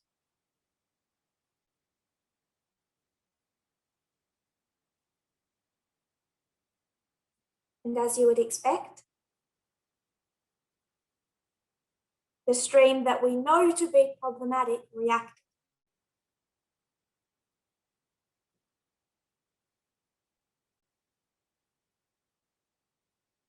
They reacted in 2015, the Republican Party.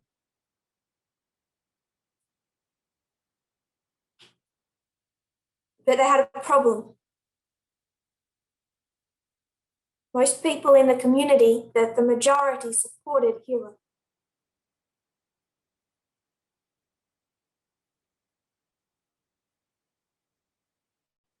So how do you turn the tide of public opinion?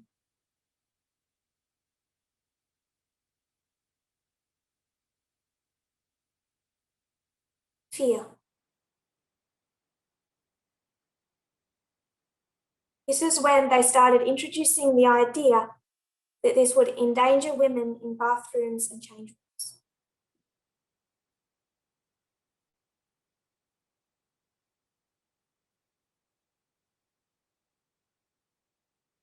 I won't go any further because we need to close.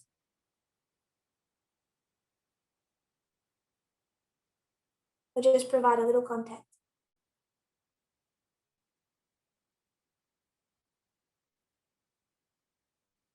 In 2014, efforts are made to protect LGBT people from discrimination.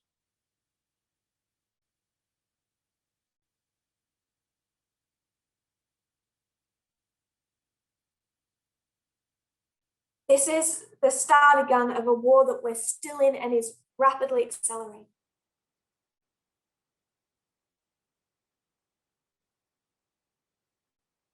Now, you know that when it comes to 2015,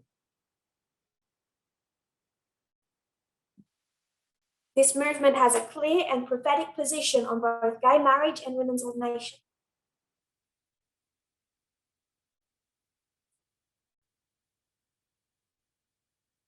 The external and the internal of 2015.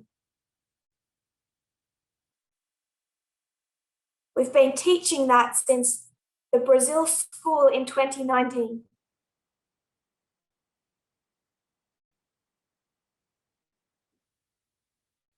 Two and a half years ago.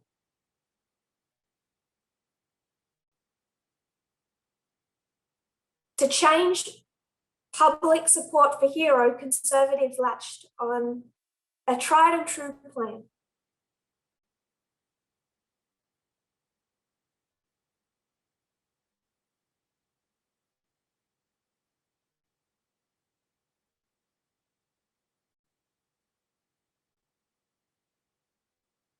Persuade people that this will endanger women,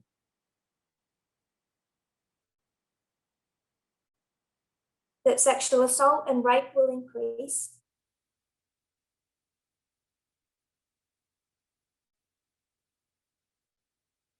if these acts are passed.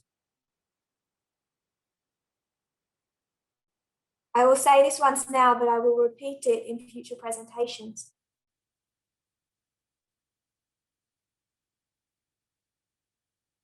There is absolutely no evidence to show that that will happen.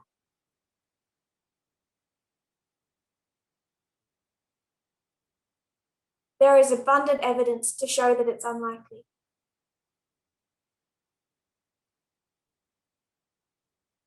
Of the examples that people bring to show men dressing up as women to enter change rooms and bathrooms,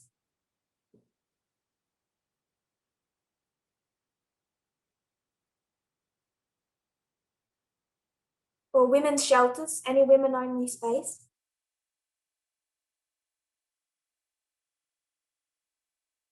they were already occurring before any of these acts were passed.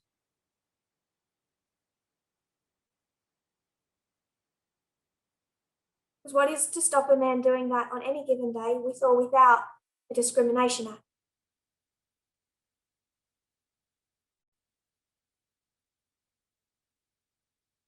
No matter where you are in what conservative country, you can dress up now as a woman and try it.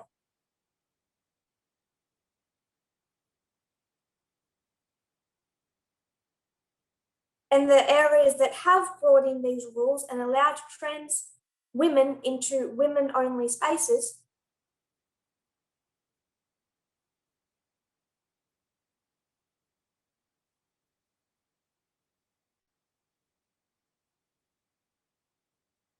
have not seen any uptick in sexual abuse or rape.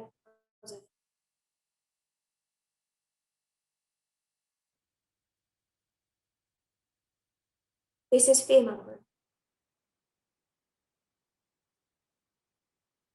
But worse, it's a deliberate tactical plan.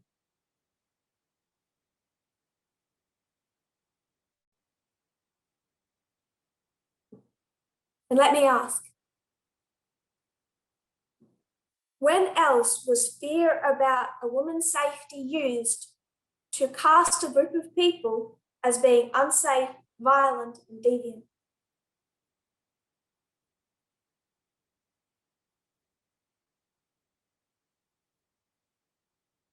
When else was a group of people cast in a light as being violent and deviant,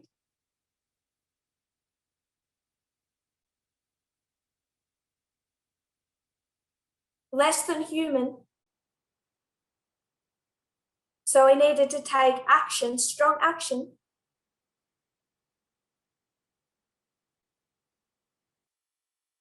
I'll give you a hint. To protect white women.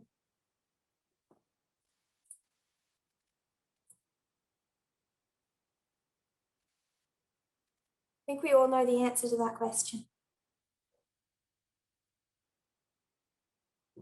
It was one of the main reasons or excuses made for segregation.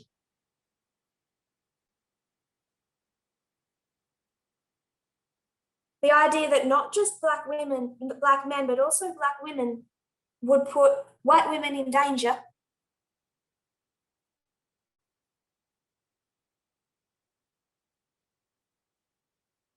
So he had to justify keeping even black women outside of white women's spaces.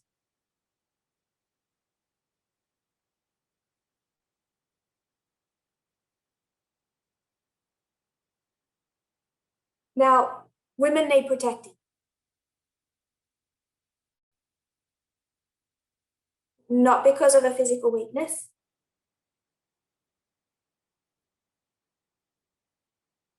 but because of ignorance and social stigma.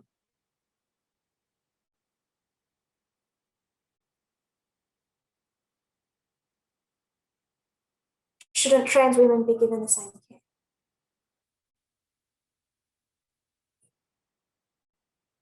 So we have not gotten more than one sentence into a 7-page article.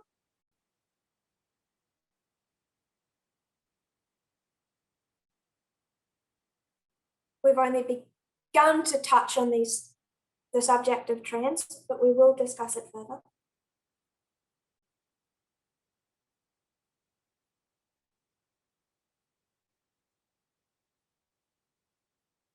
I ask for 3 things.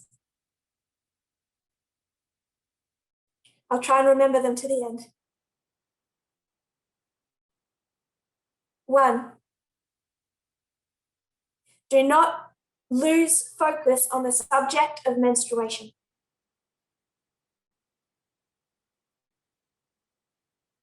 I do not want us to divert all our attention now onto a new hot topic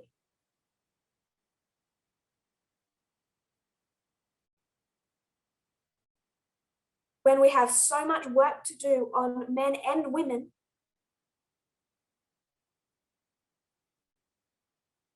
in every single country.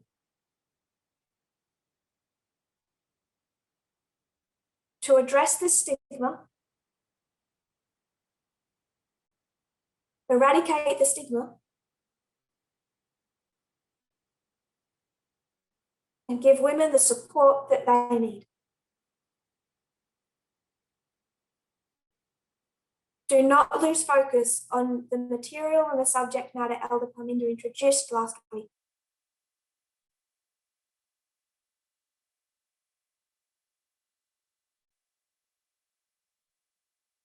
My second request, look at the reform line. Remember 2 streams of information. Remember that we have been saying for over 1.5 years that this movement is not done understanding gender.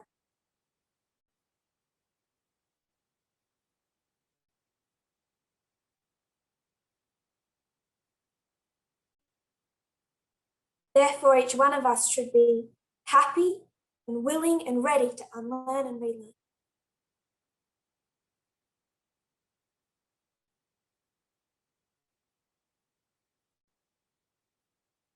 Just as God has been asking you to do for years now.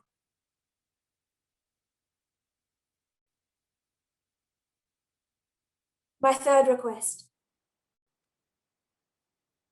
handle yourself wisely on social media.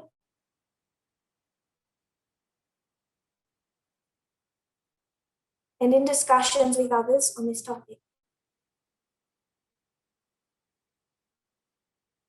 Trans subjects, the cause of trans might just seem like a scientific discussion to you?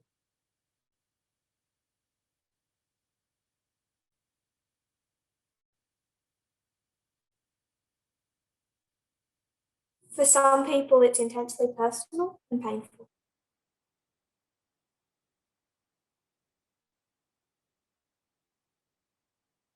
Recognize that you have a degree of ignorance.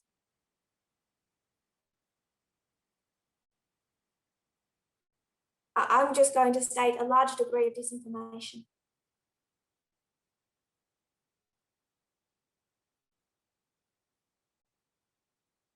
You understand and accept what the reform line is trying to teach you.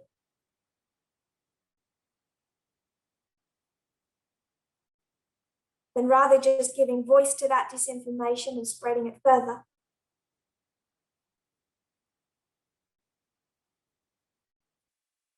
you can independently, quietly educate yourself.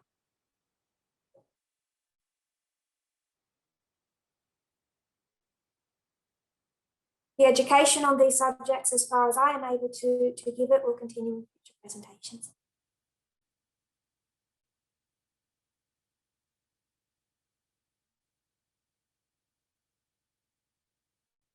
So do not move this debate onto forums. I know it will happen anyway.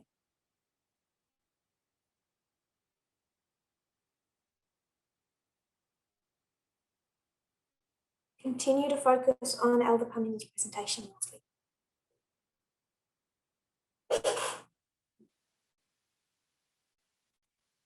And we have a lot more work to do filling in these reforms.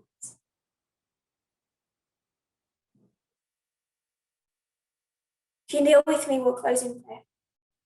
Dear Lord, thank you for how you have been teaching us. 31 years of unlearning and learning.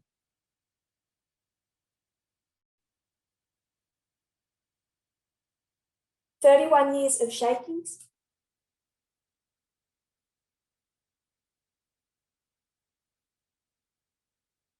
You see, the greatest danger for modern Israel is to be stiff-necked.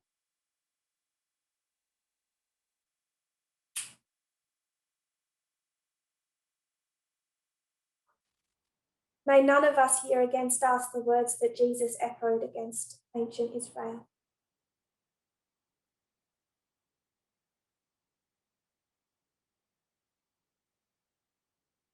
May we be willing to learn.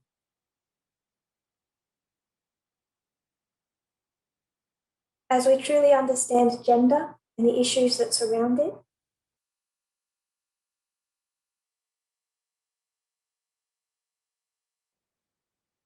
may we take care of those around us.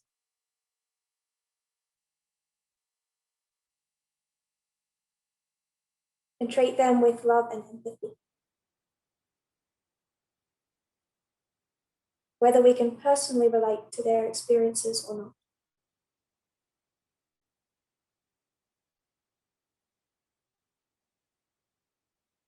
We leave ourselves and this movement in your care and keeping.